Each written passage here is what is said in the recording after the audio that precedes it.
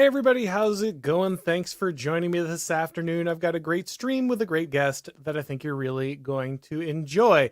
Before we dive into things, I want to tell you about a great deal that The Blaze is running right now. I think a lot of people, after watching the second presidential debate, really, recognize the truth, which is that the media is no longer just bias. In many ways, it's controlling the narrative in its entirety.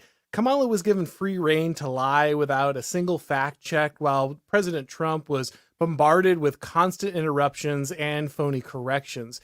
A lot of people have suspected for a long time that we have state-controlled media, but I think by now a lot of you recognize that what we really have is a media-controlled state. From President Biden's quiet exit from the political scene to Kamala's carefully orchestrated rise, the persistent effort to undermine and even harm President Trump, the media's hand has been evident throughout all of this. So Blaze Media is one of those things that serves as an antidote. While the mainstream outlets are constantly distorting and deceiving, Blaze Media is committed to delivering the truth for those who love and fight for the American way of life. So if you would like to support this channel, if you'd like to support my work, and you'd like to get access to all the behind the scenes content and the things that don't show up on YouTube or the podcast, you can go to blazetv.com/Auron and use the promo code Auron40 at checkout to get $40 off the annual subscription. That's blazetv.com/Auron. Use the promo code Auron40 to get that discount. All right, so my guest today is one of our favorite guys, Dave the Distributist. Thank you so much for joining me today. Always a pleasure to be here. I'm very eager to talk about politics with one of the OG people on the Blaze, so great. Absolutely. And I wanted to bring you on tonight, we're recording tonight. This will be playing where I had to pre-record because Dave is often only available later after he's worked through all his other family obligations and work obligations. So happy to have him, but we'll be playing this live on Monday. But ultimately, the reason I wanted to have Dave on is that a big problem the Kamala Harris has run into is the issue of men. A lot of people joke about the women question and the problem of women, but the Kamala Harris campaign is having the man question. They don't know what to do. They don't know how to address this issue. There's been a massive and growing gap between the genders when it comes to support of the different political parties. And the Harris campaign has been some kind of specific kryptonite when it comes to the interest of males and democratic politics, to the point now where they're even pandering to black males, which you would think would be kind of the stalwart group. This is a almost monolithic vote that the Democrats have commanded for a very long time. And now they're in this panic mode where they're throwing out all these most ridiculous ways to reach out to men. Perhaps the most comical one is a video that I want to play for Dave real quick and for the audience, and then we'll jump in. If you haven't been on social media and you haven't seen this yet, you're in for a real treat. So this is a video. It wasn't put out officially. It wasn't put out officially by the Kamala Harris campaign, but it's I think the producer was someone who's a producer on the Jimmy Kimmel show. So this is very adjacent to the campaign. This is not just some random person doing this on their TikTok account. This is, a Hollywood producer involved in this, a late night show producer who's putting this out. This is an earnest effort to reach out to men, to bridge that gap and show that Kamala Harris can have the support of manly men. Let's watch this real quick. I'm a man. I'm a man. I'm a man, man. And I'm man enough. I'm man enough to enjoy a barrel-proof bourbon. Meat. Man enough to cook my steak rare. Man enough to deadlift 500, then braid the out of my daughter's hair. Sorry. It's I saw this once and the cringe it's still there. That is an incredible line. Yeah. I'm going to curse about braiding my daughter's hair. That's how you know I'm a man. It's all the most cartoonish things. Like, yeah, I barely cook my steak, which, to be fair, is the correct way to eat a steak. But I drink bourbon with a higher alcohol content. This is what defines my manhood. And here we can see, obviously, the avatar of masculinity. This is the ideal man, at least for the regime, right? Like this is exactly. He's got a cowboy hat on. So, cowboy hat, wildly out of shape, highly effeminate. Yeah, like this is really what you're looking for. But don't worry, it gets better, guys. It gets better. You think I'm afraid to rebuild a carburetor? I eat carburetors for breakfast. That man has never seen a carburetor.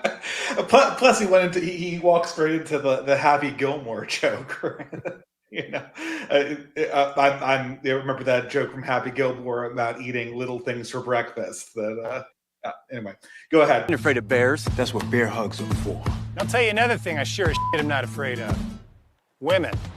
I'm not afraid of women. I'm not afraid of women. They want to control. Sorry, I have to go back to this guy's. What is this? He can't even do the Yellowstone meme properly at this stage, right? I mean, at least the Kevin Costner Yellowstone meme felt like he was organically sitting down on a pickup truck. This guy looks like he's perched at a tea table, ready to kind of give a toast at some wine establishment or something like that. Yeah, it definitely looks Wine like he should be bar. putting his finger, his pinky finger up in the air as he consumes whatever beverage. But yeah, it really is. Obviously, we're going to make the comparison to the Yellowstone meme. I think that's exactly the right way to go with this. It's faux masculinity. It's the kind of weird aesthetics that are supposed to appeal to an American man, but it's all just contorted. At least, as you point out, Kevin Costner feels masculine. Maybe he has cringe opinions. Maybe he's got kind of boomer opinions about the United States. Maybe ultimately he kind of folds on what it means to be a man or what it means to be, what conservatives would value. But at least he looks the part. Like at least he has some connection to at least aesthetically tie us to this. These guys are it's just comically bad. Like this guy feels like he should just be throwing a wrist out there and have a lisp the entire time. It's ridiculous. Yeah, the leg placement is all wrong. The hand placement is all wrong. The shirt's not cut properly. The jeans are too tight.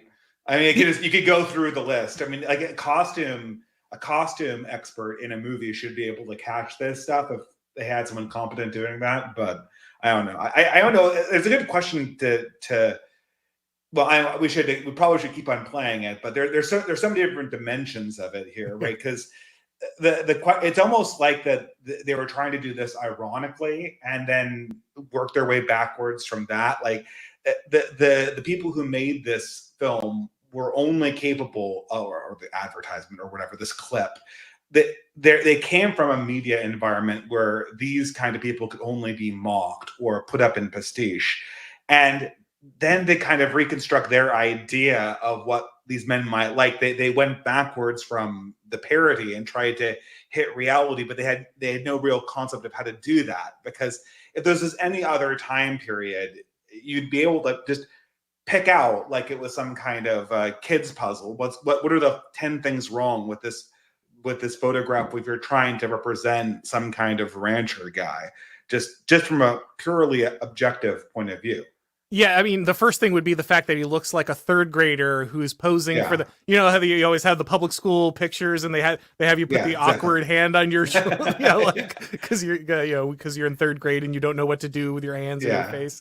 Like, I think that's right. That's wrong. Yeah. Yeah, you have this dynamic where it's people who have only mocked this, who have no relationship to this. They don't have no idea what this would look like in real life. If you had told me this was a Babylon Bee parody of the Harris campaign, I 100% would have believed you, right? If one of our guys had cut this and been like, mocking what the Harris campaign would put out for this, or someone related to them, someone supporting them would put out, I would 100% agree that this is what it would look like. And yet this is unironically what they put forward. But let's play a little bit more of this before we dive into the deeper issues. Women. They want to control their bodies? I say go for it. They want to use IVF to start a family? I'm not afraid of families. They want to be childless cat ladies? Have all the cats you want. Woman wants to be president? Well, I hope she has the guts to look me right in the eye and accept my full-throated endorsement. Because I'm man enough to support. What an unfortunate turn of phrase from that gentleman. I'm full-throated. Full-throated. Are you gonna look me in the eyes when I give my full throat to you? I mean, just all the endorsement that she can take from him. Yeah, that's the. Oh boy! This has the subtlety of a Led Zeppelin song. Man enough to know what kind of donuts I like. Man enough to admit I'm lost, even when I refuse to ask for directions. Man enough to not And that's how you know this is women writing men. Like you know, there's the feminist critique of all literature is just, you know, men can't write women, they don't understand it. It always sounds all. They're using a joke that is told to degrade men and try to make that relatable to make men relatable. It's like, no, this is a way you mock men, but you hate men so much you can't even keep that out of there. Like you think that is somehow playful, but you know, it's obviously not said in any good spirit. It's almost, I mean, a lot of these things almost kind of also feel like they take after the Red Staters making fun of themselves too, the kind of like Jeff Foxworthy cable guy kind of stand-up humor, the redneck stand-up humor as well. These jokes were at one point kind of they were kind of people making fun of themselves at one stage. But the problem is that when you try to appeal to people earnestly about a serious issue using kind of the self-deprecation they use for themselves, it comes out really condescendingly. Well, the trick about self-deprecating is you have to deprecate yourself. It has to be a joke about you, not a joke about the people you are trying to influence, the people you are trying to draw to you. Like that just seems hostile and cruel. And this is why, you know, if this had been done with more satire and less seriousness, then you know, it would have actually kind of worked if they'd really walked into the wackiness, like literally made them gay or something like that, or literally be wearing women's clothing or something like that, where it was obviously supposed to be a joke. The problem is this falls into the classic uncanny valley problem. The uncanny valley, you know, obviously it's meant to talk about representations of humanity in digital mediums and how when things look almost human but not quite, they really creep people out. Unlike cartoon characters, which look massively unhuman and don't creep people out. The reason why this is such a cringe clip is that it's trying to deceive you into thinking that these people are people who they are obviously not. And it doesn't work without that pretense. There's not enough humor in this for it to be aware of the fact that it's fake. It's just trying to deceive people and doing it in a really, really obvious way. All right, let's see if we can get through the rest of this here. Ban young women from reading Little Women. Or one of those pants books that the sisters like. I'm man enough to raw dog a flight. It sucked. Not worth it. I'm man enough to be emotional in front of my wife. In front of my kids. In front of my horse. I'm man enough to tell you that I cry at Love Actually. Good Will Hunting. Again, like, sorry, I know we're supposed to make it through here, but it's so bad. Like, it's all the things that women want to project onto men. Like, this is what a good man looks like. This is what masculinity should look like. So you're not appealing to the people, you're lecturing the people you're trying to appeal to. You're sitting them down and say, well, while I'm here telling you to vote for me, actually what I want you to be is this guy who sees masculinity as just being, you know, bourbon consumption and the, you know, temperature of their steak, and otherwise is entirely feminine. Yeah, I want you to clean up after yourself and do the laundry and do dishes for once. Right. It's like the wife complaints about. It's also kind of weirdly out of place too in terms of generational affectations. You had kind of like with that whole raw dog thing, you had kind of an older millennial snark thing where he kind of broke character and went, "Isn't worth it," you know, commenting on his own thing that he did in a very millennial way. But at the same time, you have like this series of boomer and Gen X husband and wife jokes that obviously come from people who were at one point married, and it's crammed together here. It's horrible. West Side Story. That and Predator. And I'm sick of so-called men domineering, belittling, and controlling women just so they can feel more powerful. That's not how my mama raised me. I love women. I love women who support their families. Women who decide not to have families. Women who take charge. And I'm man enough to help them win. Yeah, so it's again, the hands on that guy, the hands, the hands that are folded neatly on his supposedly rugged but too tight fitting jeans while he sits in the back of a pickup truck.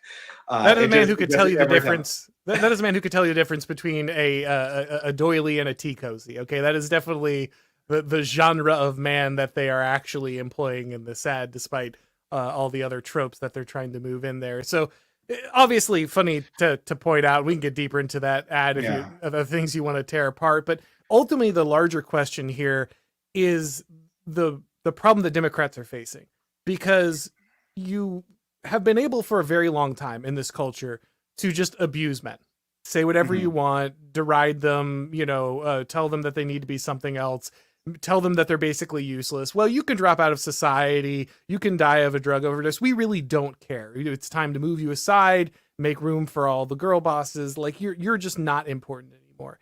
And they've been doing this for decades at this point, and it's only accelerated every time. Every aspect of masculinity is toxic, all these things. And suddenly they realize, oh, actually, at some point we do need men to vote for us. They are actually half of the population, and there is a meaningful percentage of our vote that does actually come from this base. And so the reason I wanted to have you on was really to have this deeper discussion of, is this a political a fatal wound for the left, ultimately, the fact that they have created this environment. Hey guys, if you're looking to break into the world of fully remote jobs, I want you to listen closely. There's a new job stacking program focused solely on how to land remote jobs, even if you don't have any remote work experience. The new Remote Work Mastery program is designed to get you to successfully implement the strategies that allow you to leverage your current skill set, whatever that happens to be, into a fully remote role. No need to learn any new complicated skills like coding or finance. This is all centered around what you already have experience with. There are a lot more remote job opportunities in today's marketplace that go beyond the typical IT job set. The job stacking team will walk you through the entire process of identifying suitable remote positions that adjust to your experience, optimizing your resume, and acing your job interview so that you're set up for success in the world of remote work. So if landing a remote job is something that you're interested in, go to jobstacking.com/masterremote and schedule a call with Rolf today. Well, like all kind of election questions, this is a horse race politic issue that's standing in front of a much more significant demographic pattern that is going to kind of dominate the next 20, perhaps the next century, which is the 20 years or 100 years or whatever, which is the divergence in political opinion between men and women. This is something that a lot of thinkers have commented about. The one that I want to point readers in the direction of most prominently is a blogger called Auron, not to be confused with your name, Auron, who writes about the divergence between men and women politically, or young men and young women, where starting around the Great Awakening, the big change in social patterns that we saw in American life around 2012, 2013, young men, and in particular young women, started becoming radicalized in different directions. And this phenomenon certainly begins with women, which makes it very, very unusual. Most phenomenons ideologically begin with young men, historically speaking. But around 2013, young women become very, very, very progressive, and young men stay static or become slightly more conservative, which has led to this huge gap in how each parties arraign themselves or align themselves according to various issues. And from the Democrat Party point of view, this essentially means having a leadership class that has functionally no organic male support after almost a decade of walking into these trends and doubling down on the kind of sentiment that is uplifted or is kind of put forward by these more feminist perspectives, which is seen correctly by the Democratic Party as the key to capturing this new pattern in female behavior where they become much, much, much more progressive. And I think that this is what you're saying is, you probably could do 5 podcasts on the consequences of this. So I don't know how much you want to get into it or what dimension you want to talk about, but this is the Democrat or mainstream coalition or ruling class realizing, albeit very slowly this year in 2024, that there's going to be something very, very destabilizing about having a ruling coalition where men are just effectively an outgroup. This This is going to be a very, very difficult coalition to rule. It's going to be a difficult coalition to sort of project populist power or look like you have the majority people standing behind you. A bunch of key demographics like African American men. I don't think there's really any danger of the Democrats losing African American men, but there is a danger, and well, probably already has happened, with them very decisively losing the enthusiasm of African American men. Right. It's turnout, not, they're not going to go vote Trump, but they're just not going to vote. They're not going to vote, but then also there's sort of the cultural impact of that, where it doesn't really seem like the Democratic Party is the party of Black people, which is actually a very strong thing. Having a coalition, this is what has made historically the African American section of this country very powerful politically, even though it was very weak socially and very weak economically, is that they always vote in block, and having the Black community seen to be standing behind you in a realistic way. And that's not an illusion of the Democratic Party, no matter how many times the Republicans say the Dems are the real racists. That is an actual political reality. But having the Democrat Party not being able to say realistically, they can always say whatever they want, not having them be able to realistically put themselves forward as the party of Black Americans, but rather the party of pretty much only Black women enthusiastically. That's a huge blow to their image, and that creates a sort of narrative vacuum that's just asking to be filled by some other counter elite. Someone is just, the power is just there on the floor. Anybody could kind of waltz in and take that group, seize the enthusiasm of African American men, and immediately be the center of a different kind of elite that could potentially come in and replace the reigning Democrat Party, which you go over this all the time on your show, so I don't need to explain it. The Democrat Party effectively rules most of the ruling class in America today. So what do you think ultimately is going to be the response, or who do you think, is there anyone who can fill that void? Because as you said, the crown is kind of in the gutter, particularly with that demographic. I mean, there's obviously the actions that Trump have taken. In many ways, he garnered a lot of political momentum for his willingness to pick that crown out of the gutter for a lot of middle-class whites and working-class whites. I think that's a lot of people who weren't being spoken to in the middle of the country, and that allowed him to gain a lot of momentum. That's one of the reasons that he feels so dangerous to the left and even parts of the conservative establishment, because he was willing to speak to a part of America, to let's be really honest here, which was supposed to die. Like these people were supposed to be phased out. They're supposed to be replaced.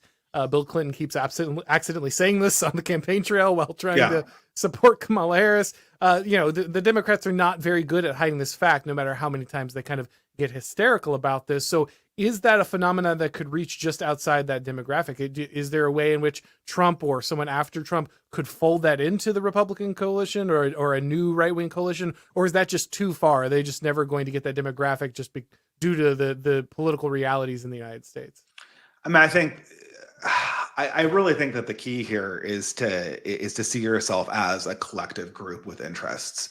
The reason why, I mean, the Democrats have been saying this for years, that they would really like a Republican Party that was more populist, that was more focused on economic issues, that was more interested in keeping American jobs, kind of like the old Eisenhower post-war right, which is in itself kind of artificial. They were saying this for years in books like What's the Matter with Kansas and half a dozen other articles that used to run in the Atlantic Monthly. And then when someone comes around and actually looks like that, organically like Trump, they, pardon my French, it's a family show, they lose their shit. And the reason why they lose their shit is because this style of politics encourages Red America, or the parts of America that are oppositional to the reigning ideas of the ruling class, to see themselves collectively, and not simply as a group of individuals who have various issues that they're chasing after. And once you see yourself collectively, you become much more of a dangerous political entity to the ruling class, because a potential counter-ruling class cannot so easily unify the community of African American men and the community of people who want lower taxes, because the community of people who want lower taxes or who believe in small government aren't a real community. They're people who are organized around certain issues.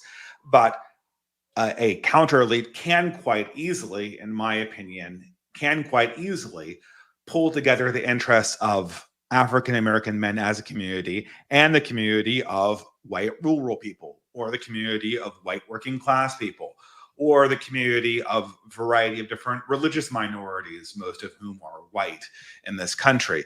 Those collective interests can much more easily be put into a coalition because, well, largely because their complaints and grievances against the order are much more primal and much more basic.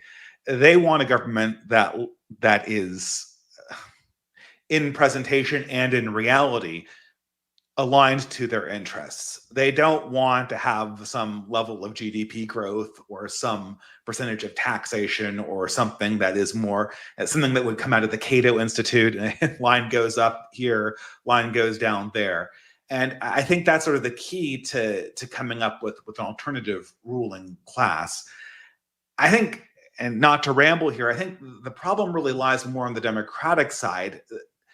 I'm not trying to be a black pillar, but I actually think that Kamala is still the odds-on favorite to win, and not least of which because there's all these avenues for fortification, as the young people put it, that lie in 2024 just as they existed in 2020.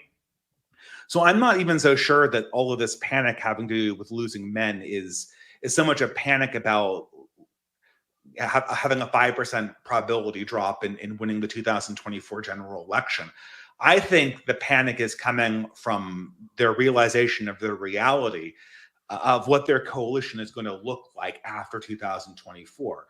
Elon Musk supporting Trump is huge. Mm-hmm. It's huge because Elon Musk is very obviously a ruling class person, an elite person who has many men and many very prominent and powerful men who would like to model their careers and their lives after him. Him being an explicit supporter of Trump opens up an entire avenue of people to exist, even if we lose in 2024. It allows them to exist in a way that shows people how things could be run that don't fall under the purview of the expert consensus effectively ruled by the Democratic Party and its allies and its ideology. This, combined with the fact that the current ruling class has, again, no organic male support, makes it really, really unstable. And this commercial that we just watched shows that they have no theory of mind for male voters or any kind of they have no theory of mind for any of their opponents. The ability of people to imagine what their opponents are thinking, at least when it goes from blue to red, at least as it goes from progressive liberal to conservative, is functionally nothing. This is the problem also with the Trump derangement syndrome people too. I've subscribed to a number of these blogs. If you're a Substacker like myself, you'll realize quite quickly that the most successful bloggers on Substack are all in this genre that we might call Trump derangement syndrome. They write in histrionic ways about the phenomenon of Trump. But you can read, and they publish every day, like just reams of this stuff. But no matter how much they talk about Trump, they never try to think like an actual supporter of Trump. And the reason why they don't try to think like an actual Trump supporter is that they can't think like an actual Trump supporter. Something fundamentally about their coalition and the nature of their coalition demands that they not have this avenue to their own empathy. It's a systems problem, not a people problem, to be a little abstract about it. So when we look at this dynamic, and the theory of mind issue is, I think in many ways simply, the conservatives live in or right wingers live in a left wing world, right? You have to understand, at least to some degree, how the left operates, because if you don't, you'll just lose your job, right? Yeah. Like, even if you don't agree with the regime, you have to be able to navigate social situations in which you can speak the regime's language, at least to a certain extent, because if you don't, you're going to get blown away, right? Like, that's why job sites are much more right wing. Construction sites are much more right wing than any given office job, because the guys there are people who generally are like so unable to play the game that they just opt into a profession where they don't have to, right? They just don't have to say these things. They don't have to navigate it. But for people who want to move closer to the ruling elite, who want to move into these information systems jobs, these other jobs that are often considered more influential or higher status, they have to be able to play this game. So I think, we could go deeper into why they can't kind of put this together, but I think that in and of itself is often enough. As a right winger, you have to be able to understand, at least to some degree, the left. The left do not have to do that. They can live in entire worlds where their job, their social relationships are no way dependent in understanding a right wing worldview. And this only gets worse when we talk about masculinity, because I think it's a good point that Elon Musk changes the game significantly. I actually just wrote a piece that'll be coming out soon about the people who are concerned about space travel being coded right wing. Right. Yeah. There's a lot of people after this last successful SpaceX launch saying, what has happened that now it seems like the Republicans and JD Vance and Elon Musk, they control the impetus to explore space and this. And it's like, well, yes, of course, because you've turned everything about this basically illegal. Like everything about what Elon Musk is doing right now, stripping out the bureaucracy, not appealing to experts, building something about, building on competence. Like these are all things that you have demonized. These are all masculine behaviors that you feel are a danger to your regime, to your way of doing things. And so he represents in a very real way, kind of this struggle, this different way to present society, to organize society, to frame social ambition that just clashes horribly with your own. And I think that paralyzes them in many ways, because they recognize that even domains that were often understood as, the sci-fi progressive Star Trek utopia, like even, the desire to go into the stars and discover these things and conquer certain aspects as a society, these are now unavailable to them because of the way they've organized their coalition and the way they've framed how they feel like society has to exist. Yeah, it is quite strange, because part of it is, as you put it, these things have been illegalized, which means they've been soft illegalized. They've been disincentivized through how the system is set up, and that's part of government. It's not incorrect in a broader sense to say that they have been semi-illegalized. But the great mystery in all of this is that there is nothing functionally or objectively or in the abstract that is forcing them to make these errors. These are unforced errors. If you were an alien sitting in the position of a Kamala Harris or our ruling class that could see the same things that we were seeing, you would not make these mistakes. These are easy mistakes to correct. Like I said, if you had a costume director, which this is a blue state profession, right? Someone who does costuming and period analysis. These people work for Hollywood. Half of them are gay. Usually they're always horrible shit libs. If you had them study in the abstract a culture, and that culture was red state America, they could have watched that commercial and picked out, like we just did, 10, 15 things that weren't period appropriate for representing red state American men or masculine American men, just by watching movies. These mistakes are being created, these unforced errors are being created by certain qualities of how our ruling class sees the world, and certain blind spots that have emerged necessarily from their coalition.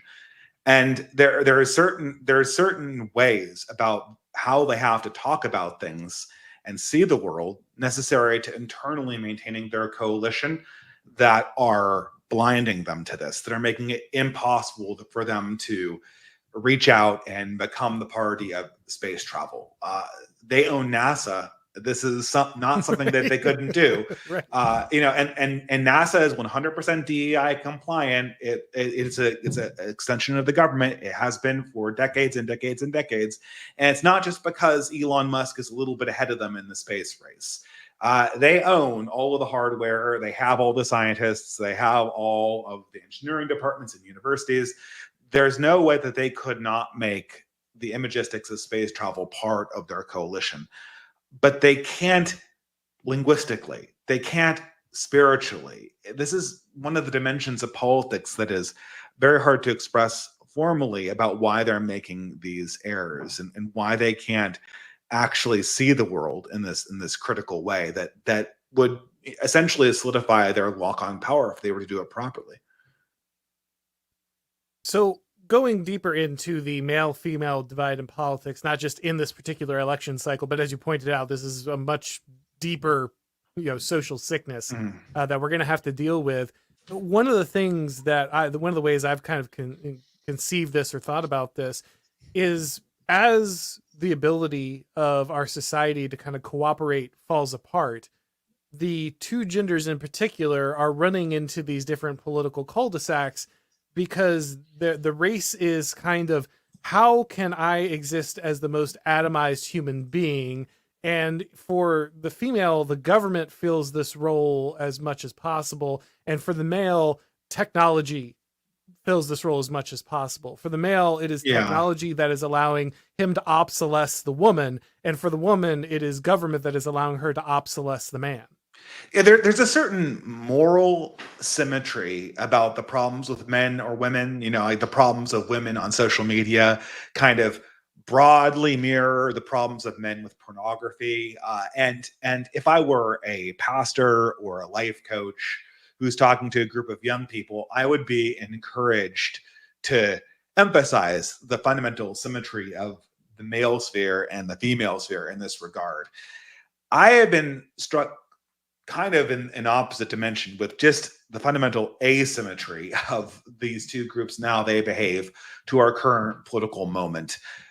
Men, when they were hit with modernity, at least in the absence of political action that only now seems to be kind of starting up, their reaction to being hit with the hardened of modernity is to atomize. Women's response to being hit with a hardened of modernity is to politically coalition together into a collective. There was an article by Scott Greer, I believe, about why there will never be a coalition of childless catmen. There will absolutely be a coalition of unmarried women, and this coalition will be an incredibly powerful coalition going into the future for the Democratic Party. It probably will dominate the Democratic Party, and they will probably bleed Muslims, Black men, a variety of other Asian ethnicities, certainly Asian men, but they will always have this core group of unmarried progressive women because they're the most organized section of that coalition.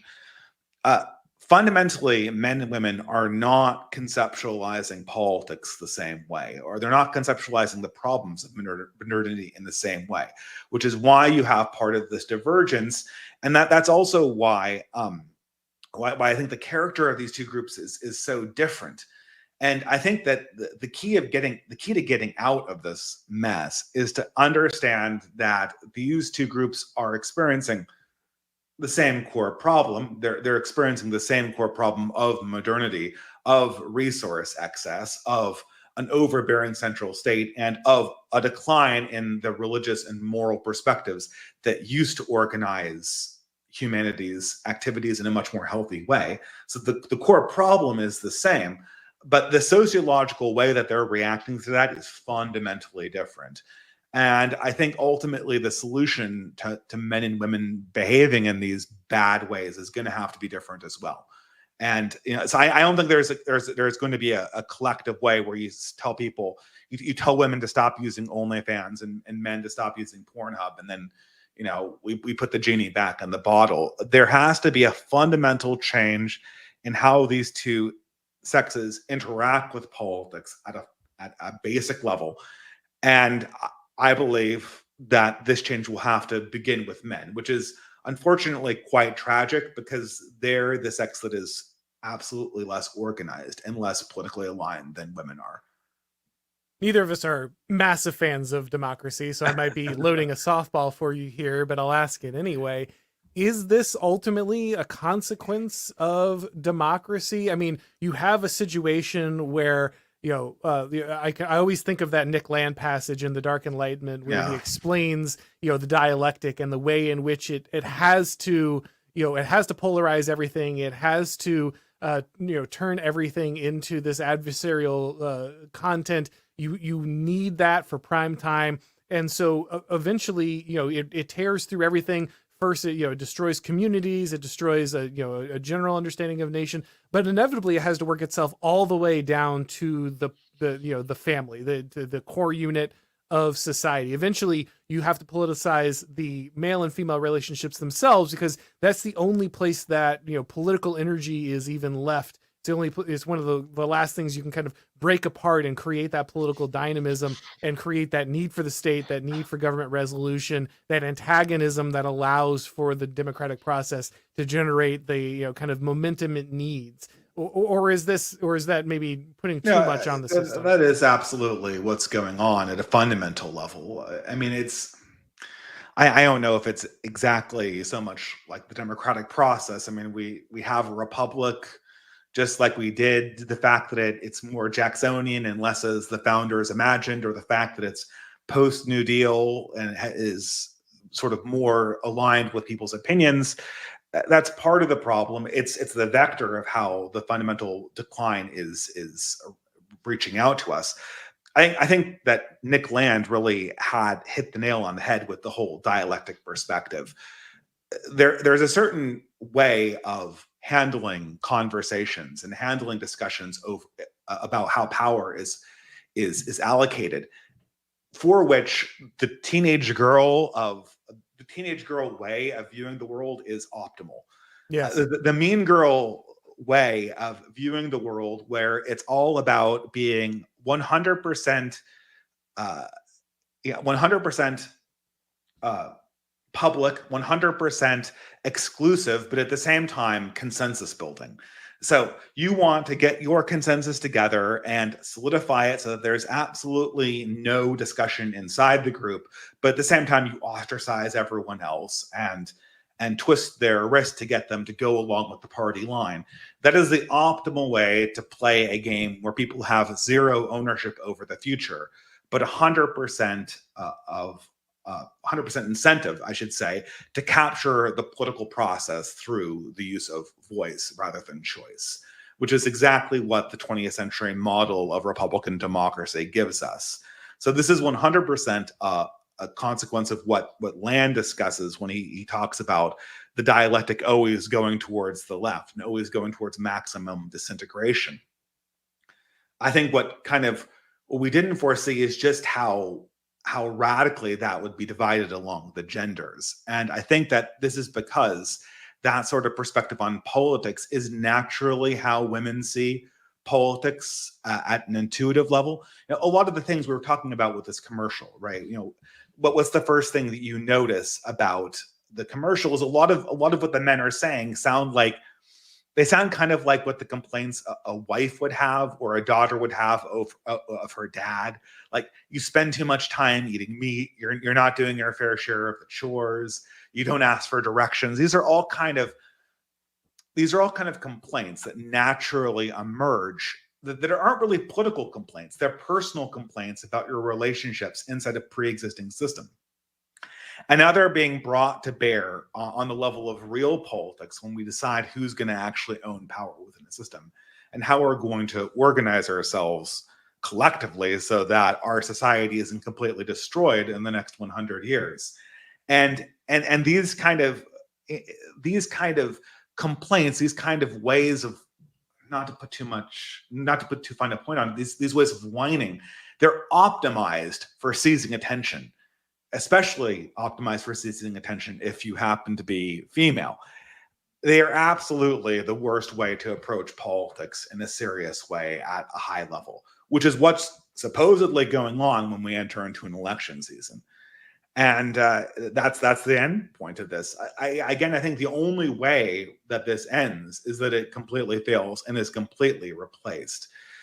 The problem with the symmetrical perspective that you hear from a lot of conservative Christians is the idea is, well, since both men and women are fundamentally wrong, morally speaking. And I think both men and women are fundamentally kind of co-owners of this problem if we were to be assigning blame for this, because they are both 50% responsible for the problem. They are therefore 50% responsible for the solution. That does not follow. The solution is that this kind of bitchy, mean girl way of doing politics has to 100% die.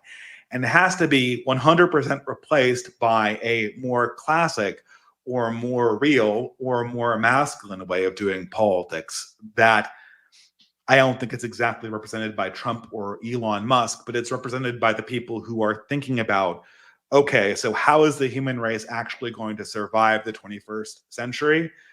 Once you ask that question, the fact that JD Vance is weird, or your dad doesn't like asking for directions, or the fact that the way we've divided up the household chores isn't fair, it's not that those are bad political ideas. It's the fact that they're not political ideas. These are not actually real political questions that we as a collective are asking ourselves going forward. These are ways of complaining about life that are designed to maximally appeal inside some kind of artificial conversation we're having with ourselves. And as the famous arch reactionary right-wing extremist that sometimes even creeps me out once said, Richard Hanania, female tears win in the marketplace of ideas. That is really important. Not the Fed post here, but let's just, let's put our cards on the table. Part of this is the absence of violence, right? Like yes. that is a massive part of this. You can embrace this style of politics only when you have built a system in which you believe there is no true existential conflict, where you think ultimately none of this costs anything. There are no real consequences. Nothing comes to blows. That's when this type of politics wins. You can be the mean girl until someone comes by and says no and throws you down, right? Yeah. And that's the problem, is we have a system now where that is the only way that it's able to interact. This is not to say that there needs to be any form of political violence, but it is to say that when all the questions of, we're not being invaded, you don't have to fight off local, roving barbarians, you don't have to, deal with kind of the day-to-day realities of physical conflict and kind of existential crisis that were just part of human existence, even civilized existence, for a very long time. And that leads us into a situation where we feel like the only mode of kind of navigation is this kind of hyper feminized marketplace of ideas, in which that it really is just the person who can make the snappiest argument and possibly cry gets the gold. Yeah, I do fundamentally agree with that. And when we could kind of get into an argument about Spenglerian history and the need for violence at some kind of vital level, but to kind of actually, I do think that this perspective though does kind of cripple the conversation, because I think that Nick Land had another insight from the same essay that we're both referencing, I believe, which is The Dark Enlightenment. Although he mentioned this several times, it is in some sense the existence of violence, in the sense that violence is the ultimate arbiter and violence is real. The other more useful way to look at this is long and short feedback loops. That is actually what's going on. So when we talk about real politics is a competition over resources. And if we were in a Hobbesian state of nature, the decisions we made about how we accumulated those resources would have immediate consequences. I make a bad decision, and immediately it comes back to me in the fact that I either get killed or don't get the resources. Inside civilization, society organizes these feedback loops in certain short ways. The marketplace is one such way, right? You make a bad business decision and immediately you get a consequence. The legal system is another one of these ways. You make a bad argument and immediately you get consequences from the judge. Local government is another one of these ways, right? Because local governments are fundamentally resource limited, any poor decision at the local level will immediately feed back to you. This creates a corrective mechanism that is not necessarily Hobbes's bellum omnis contra omnis, the war of all against all, but simulates that inside a civilized order. What you see in the Landian perspective is all of these short feedback loop systems being built into one giant feedback loop system, such that no one person making a decision inside the system ever sees the consequences or ever can react to a real consequence in reality. That is what leads to these mean girl games being optimal. Mean girl games are not optimal in a real business environment. Mean girl games, however, are optimal in an HR department that is a subsection of a business that has a total monopoly, because the impact and the cost that that HR department has will be absorbed into the profit bottom line of a giant company, which of course will never change. Now, over time, glacially, that will cause the company to collapse, but no decision maker in that system has a feedback loop that's fast enough to feed them back that consequence of their negative actions. So I don't think that, it is absolutely true that violence would solve this problem in a sense, but really that's kind of a I'm going to clip just that. No, in addition to being bedposty, it does kind of limit our thinking, right? Because it's not necessarily violence that solves the problem. Nuclear war wouldn't solve this problem because nuclear war's feedback loop is too large. By the time you get the negative consequence of nuclear war, you're already dead. The problem is that most common ways of experiencing violence are quick feedback loops.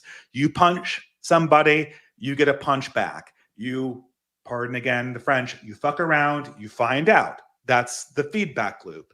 And violence throughout human history has typically been a short feedback loop because it needed to be responded to so immediately. If you were some master of the universe that could redesign human society to fix this problem, you would not necessarily need to reintroduce violence, but you would absolutely need to reintroduce some form of consequences for actions, such that a political action in one direction was immediately came in contact with its consequences for the resources and for the well-being of the group generally. And I don't know how to. I think the problem we're dealing with right now is not how we can bring about the Spenglerian end of civilizations, where we redescend into Hobbes's war of all against all. The question for right wingers is how can we create systems that have tight feedback loops, such that responsible, and I'm not going to say male leadership, but masculine politics emerges from that dynamic. And I'm not trying to be misogynistic, but all real politics are masculine politics.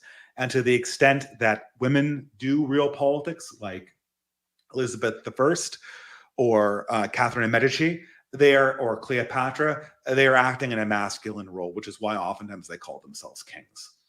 That tight feedback loop, not violence, is the necessary component. So I was going to try not to get to redo my Spangler speech because I always fall into it when I discuss this topic. But you brought him up too many times, and now I'm forced to go here. But ultimately, the question, as you point out here, is this something that is fixable, or is this part of a cycle? Are we simply riding the tiger, or is this ultimately something a civilization can turn around? Because Spengler doesn't just say that we collapse into the Hobbesian state of nature. He says that we return to the land, right? We enter into this we enter into this period in the civilizational winter where men and women no longer feel the need to perpetuate their society, no longer fill those roles naturally of mother and patriarch. They don't, they look for companionship, they look for pleasure, they look for diversion, they disappear inside unreal spaces, and they simply lose this kind of metaphysical animating spirit that drives the civilization towards perpetuating itself. And the question ultimately is, we can look at this. There are a lot of people have pointed out, our mutual friend Kevin Dolan has put a lot of thought into this when it comes to kind of his pronatalism conference. But one of the things he's pointed out repeatedly is a lot of people are like, oh, well, it's, civilizational solutions. You make sure you have enough, child care, or you make sure that people can afford a home or whatever. And ultimately that solves the problem, that kind of puts us back on track. And he's pointed out repeatedly that, guys like, Octavian implemented these strategies to no real avail inside the Roman Empire and other civilizations that are going through this problem. So the question is, can we fix this on a societal level, or is this really just something that, it's one-on-one, you do the best you can through these cycles, and then, when your civilization emerges on the other side or whatever comes next comes through, that's actually what changes things. Is there a larger systemic solution, or is this ultimately just a cycle we're going to go through and we have to address this on an individual level? Oh, I could do like 4 podcasts on that question. Well, we've got about 5 minutes now. Yeah, so look, I'm currently reading Julius Evola's Pagan Imperialism, and I'm trying to write a review of it. And the problem is that I disagree with Evola a lot. Yeah. It's very hard to disagree with Evola or Spengler, because when you disagree with them historically, you know for a fact that they've read all of these primary sources in their original language. They're a product of a way more thorough education system than you are. So when you correct them, in fact, you always get this sense of vertigo. But I do believe that, Spengler suffers from a little bit of autism. He sees the system collapsing and then assumes that everyone inside the system is simultaneously collapsing. This is not how human society works. I'm not saying that as a historian of Spengler's magnitude or literacy in multiple languages. I'm saying that as an experiencer of civilization. What happens inside civilizations is that little microcosms are growing and dying inside the civilizations using their own tiny feedback loops all the time. Just like reality itself is this soup of various different chemical reactions going on in different levels. So the entire civilization could be collapsing, but there'll be microcosmic societies bubbling up, coming up with their solutions. And some of those solutions will be the seedbed of new societies and new alternative solutions. Now, all this is not to indicate that we should be retreating into some kind of Rodri or Benedict option, like in a bomb shelter. But the solutions that emerge from this period will be microcosmic solutions that are then, they will not be, well, I can't rule out the fact that Elon Musk won't take control of the thing and try to implement some of these solutions at a grand scale. But I suspect that a lot of these solutions on the micro scale will be implemented first at a much lower level. So this kind of extreme pessimism that you see in Spengler, where he's telling you that you're the Roman soldier waiting at his post while Vesuvius explodes in Pompeii, that is never the experience of living through these times. It is a little bit for some people. You can definitely see that attitude in a person like Boethius, or St. Augustine, who's very aware that they're in a declining empire. For anyone else who's concerned with actually building the society around them, I really don't think that the society is inhabited by this pessimism, even well-educated people. So I really don't think that adopting this mode of pessimism, even being aware of the fact that we are at the end point of this larger system kind of collapsing is a very useful framework. For the women question in particular, and this is something that Kevin Dolan has talked about, it's also something that my friend Johan Kurtz from the Becoming Noble, or I can't remember if it's Being or Becoming Noble Substack, writes a lot about. And that is, one failure of the woman question is the failure of modern society. Another failure of the woman question can be seen very readily in the right wing. And I'm not talking about the conservatives. I'm talking about our side of the right wing. It is very difficult to know what role women can take inside the kind of alternative mode of politics that we talk about and experience from day to day. It's very, very hard to integrate the female perspective into that environment. And it's very difficult to figure out what roles we should be offering to women. The role certainly cannot be go be a housewife and don't do anything else. but it also can be, let's reorganize our politics around who's mean and who's seen, or who's seen as mean and creepy and a loser in this week versus who is seen as a highly agentic, high human capital individual. We can't have this sort of longhouse mean girl style thinking either. And so the reason why I mentioned Johann Kurtz is that he correctly focuses the question on the issue of pronatalism and encouraging people to settle down and have families is a question of status and a question of reliability. The person who will be able to solve the problem of unmarried women or of even married women occupying a non-progressive, non-longhoused space, if you want to use the Lomas BAP term for it, the key to pioneering this will be to come up with an alternative way that women can achieve status and achieve a certain amount of power and security for themselves by not following along with the girl boss plan.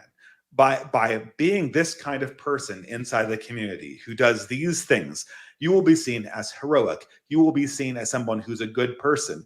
You will be seen as somebody who's a great person by your family, by your community, and by other people who have these principles. Now, so far, I think we've only seen this inside certain religious communities. But it's interesting, I think, as a thought experiment, and Johann Kurtz explores this, a variety of other Substackers explore this. It's interesting to think about in the abstract how an alternative female competition of status would work inside a mode that is not the mode of the mainstream, that it's not in the mode of how we structure politics at the highest level around, again, who's popular, who's creepy, who's being mean, or who is the person who is properly complying with the best practices. That's something that I think is a very fruitful avenue for thinking and developing political theory and developing political practice in the future. Well, as you said, Dave, we could do about 4 podcasts on this subject, but we're going to have to hold it to one for now. So as we head out, we won't be doing any super chats. Sorry, guys, but obviously we're pre-recorded, so we can't do that this time. Appreciate anybody who's sending those, but we can't read them out here. But can you tell people where to find your work? Yes, certainly. So I have a Substack called Letters from Fiddler's Green. I guess it's a Substack bestseller, but it's medium sized. And then I have a YouTube channel called The Distributist, where I do a bi-monthly podcast, more or less, and which hosts a lot of my old video essays from the pre-COVID times mainly, and occasionally I do a video essay on YouTube as well. So those are the 2 places that most people can find me. Or if you're interested in community building, please look into the basket weaving project, which I also try to promote on the side. People, go subscribe to Dave the Distributist. I need the return of the regular Distributist video essay. He's a genius in the freeform, stream of thought podcast thing, but I fell in love with the video essays. I need them to come back. I know they're time consuming, so you need the audience that's going to free you to make these things, because I think they're excellent. So for you, Auron, I'm going to try to do a video essay. I think it'd be fun. I appreciate it. Yeah, this one goes out to my fans. Yeah.